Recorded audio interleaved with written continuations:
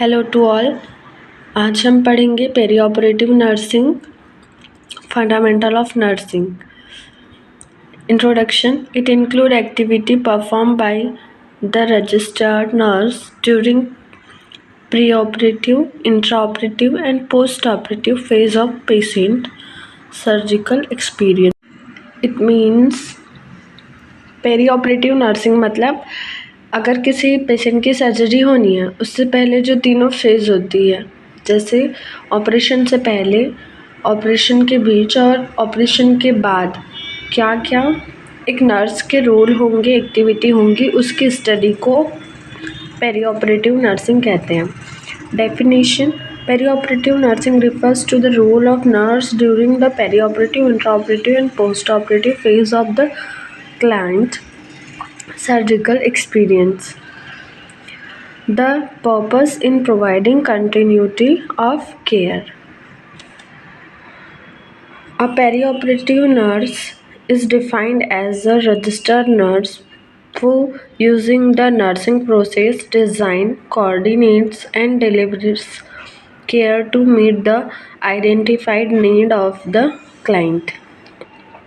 Objective of perioperative nursing: to apply nursing process to nursing action, to promote an understanding of the patient total surgical experience by demonstrating the activity to assess physiological, psychological or sociological patient need, to recognize the effect of perioperatively, to reinforce basic knowledge of total patient experience as a basis for management of perioperative patient anxiety related to body image and post-operative pain related to intraoperative procedure, to become an effective communication. Phases देखेंगे पेरीऑपरेटिव nursing के 3 phase: पेरीऑपरेटिव, intra and post operative phase. ठीक है, अब इसमें हम देखते हैं surgical procedure जो होती है उसका आइडेंटिफिकेशन कैसे करेंगे। तो सर्जरी क्या होती है? ऐसा आर्ट है या ऐसा treating disease, injury, deformity bye operation and instrumentation. The surgical procedure involves the interaction of the patient, the surgeon and the nurse. Surgical procedures usually are classified on the basis of urgency, degree of risk and purpose. तो based on surgery में 3 type की surgery: electrical, urgent और emergency. Electric surgery, urgent surgery and emergency surgery and their example. Based on the risk of or seriousness, major surgery, minor surgery. फिर based on purpose पे surgery कितने type के: diagnostic, ablative, palliative, reconstructive surgery, transplant, constructive surgery. ठीक है, अब हम पहली phase देखेंगे pre operative nursing.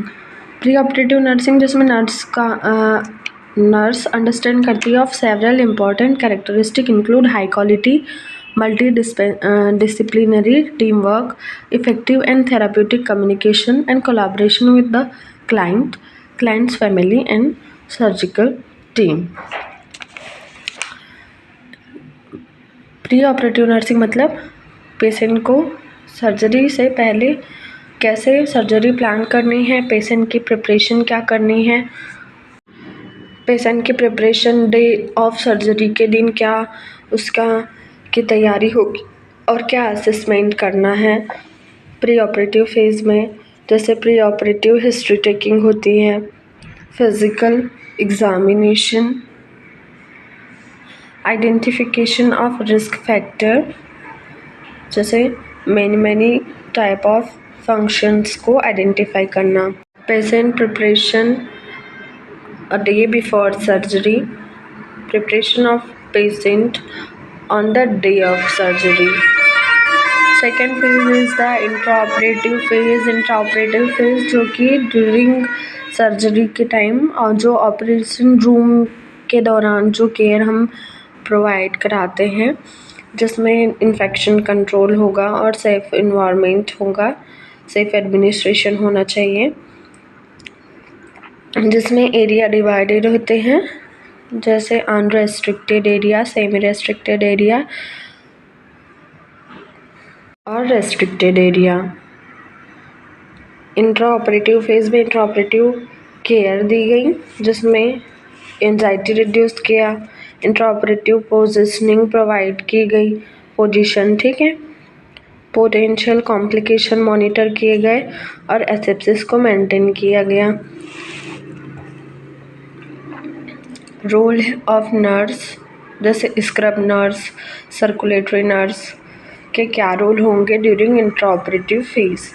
Next in third phase is post operative phase, मतलब ऑपरेशन के तुरंत बाद से पोस्ट ऑपरेटिव फेज स्टार्ट हो जाती है सर्जरी के बाद से, जिसमें कि पेशेंट का ट्रांसफ़र, पोजीशन प्रोवाइड कराना, उसका सारे सिस्टम का असेसमेंट, फ्लूइड वॉल्यूम को मैनेजमेंट करना और पेन मैनेजमेंट करना, ये सारी चीज़ें पोस्ट ऑपरेटिव फेज में आती हैं, जिसमें रूटीन केयर, न्यूट्रिशन और फिजिकल असेसमेंट किया जाएगा पेशेंट का। As we discuss about the perioperative nursing, जिसमें तीनों फेज थी, pre, intra and post operative phase.